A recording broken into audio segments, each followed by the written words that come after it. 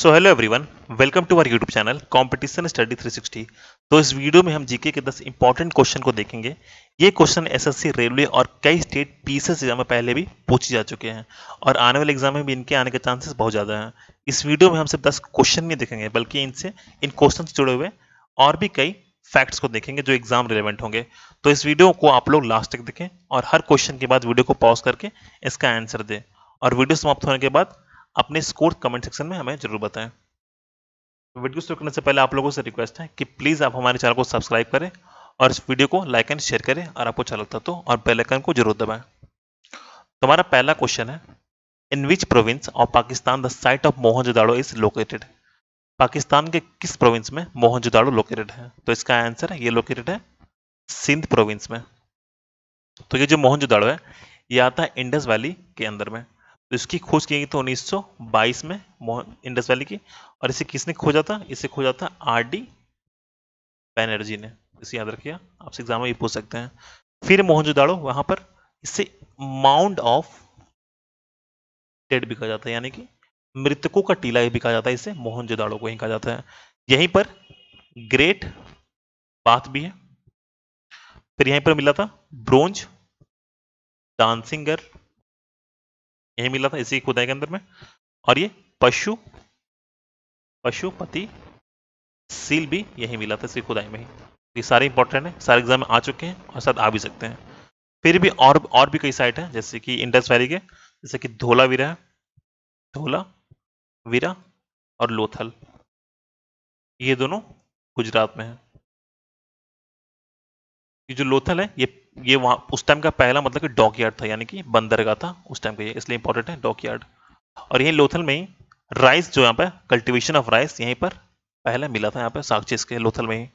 फिर राखीगढ़ी, राखीगढ़ी ये कहाँ पर है? ये है हरियाणा में। फिर है कालीबंगन, कालीबंगन, तो ये कहाँ? ये है राजस्थान में। और यहाँ ये इंपॉर्टेंट क्यों है? क्योंकि यहाँ पर जो पहला जो खेती के साक्ष्य मिले थे यही मिले थे, ये कालीबंगन में ही। इसे याद रखिए, राजस्थान में है जो। नेक्स्ट क्वेश्चन है, which state is the largest producer of mica in India. सबसे ज्यादा माइका कहाँ पाया जाता है या कहाँ मिलता है? तो इसका आंसर है, ये पाया जाता है, ये आंसर शायद ये गलत है, यहाँ पर ये होगा, ये पाया जाता है आंध्र प्रदेश में। सबसे ज्यादा माइका यहाँ पर मिलता है, लार्जेस्ट प्रोड्यूसर है।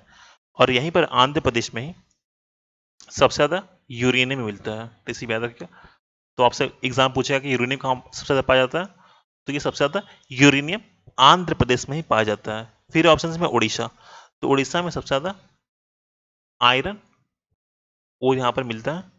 फिर यहाँ पर लार्जेस्ट प्रोड्यूसर ऑफ ये निकेल भी है और बॉक्साइट भी है, largest producer of nickel and bauxite. फिर है एमपी, तो एमपी को यहाँ पर डायमंड सबसे ज्यादा मिलता है, डायमंड। फिर यहाँ पर लार्जेस्ट प्रोड्यूसर ऑफ लाइमस्टोन भी यही है, यही पाया जाता है। फिर लार्जेस्ट प्रोड्यूसर ऑफ कॉपर, ये भी एमपी पाया जाता है। ये तीनों यहाँ पर एमपी में आ जाता है। फिर झारखंड, तो झारखंड में लार्जेस्ट प्रोड्यूसर ऑफ कोल है ये, और यहाँ पर लार्जेस्ट प्रोड्यूसर ऑफ कोबाल्ट भी झारखंड ही है। फिर एक और भी है, गोल्ड कहाँ पाया जाता है? तो आपसे एग्जाम पूछते कि सबसे ज्यादा गोल्ड इंडिया में कहाँ पाया जाता है? तो पाया जाता है कर्नाटका में। कर्नाटका, यहाँ पर एक कोलार गोल्ड फील्ड है, यहाँ पाया जाता है ये। तो ये सारे इंपॉर्टेंट है, इससे याद रखिएगा। नेक्स्ट क्वेश्चन है, यॉर्निंग अकर्स ड्यू टू, यानी कि उबासी लेना क्यों, मतलब कैसे होता है उबासी लेना? तो इसका आंसर है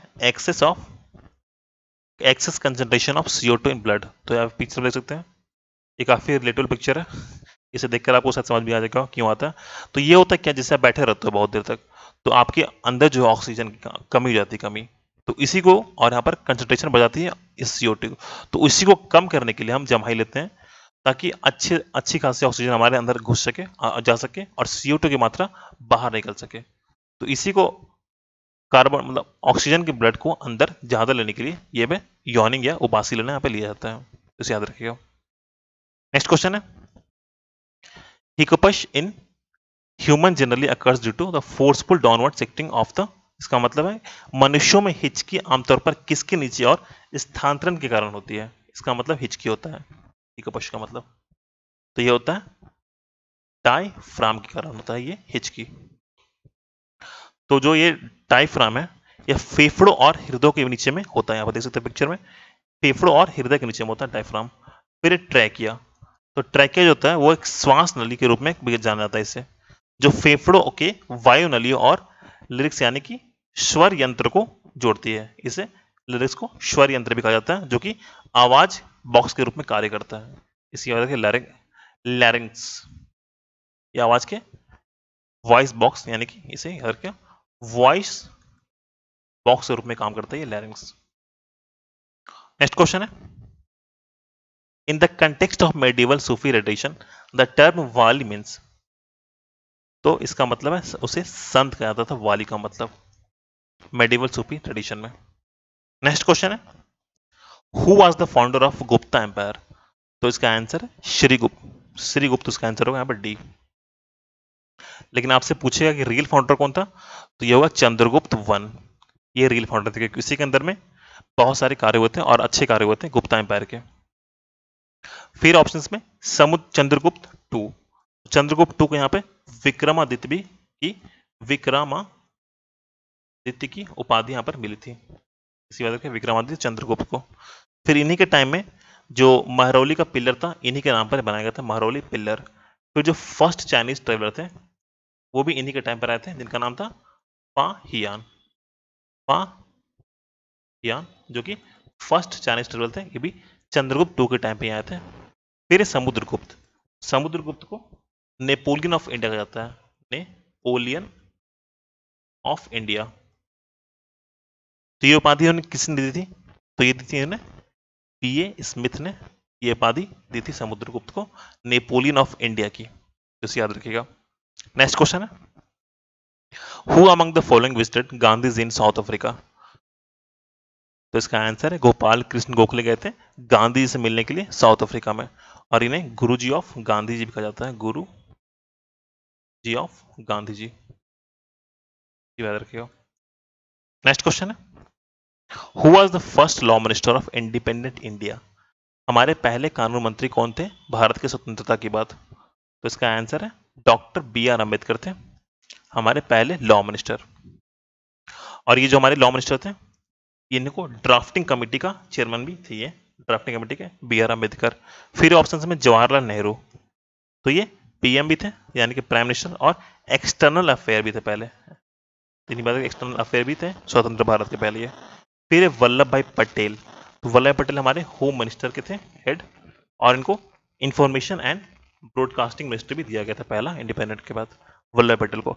फिर है मौलाना अब्दुल कलाम आजाद, तो ये हमारे पहले एजुकेशन मिनिस्टर थे, एजुकेशन मिनिस्टर ये मौलाना अब्दुल कलाम आजाद।